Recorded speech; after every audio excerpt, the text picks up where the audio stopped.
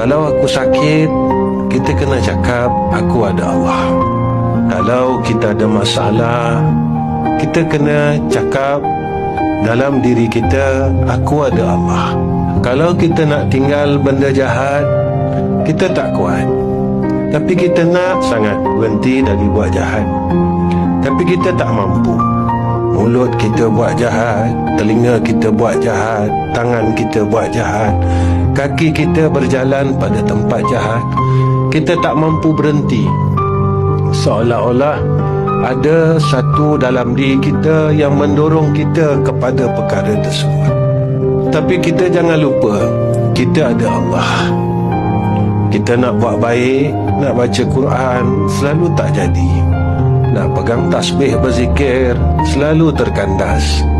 Nak bangun malam, puas kita kunci jam, tapi kita tak boleh nak bangun. Selalu kita cakap dengan diri kita, aku ada Allah. Kenapa? Di situlah ada harapan. Harapan itulah doa. Harapan itu adalah satu permintaan. Ya Allah, boleh tak Kau berikan aku kebaikan? Ya Allah, boleh tak Engkau tolong aku kuat untuk berhenti dari kejahatan?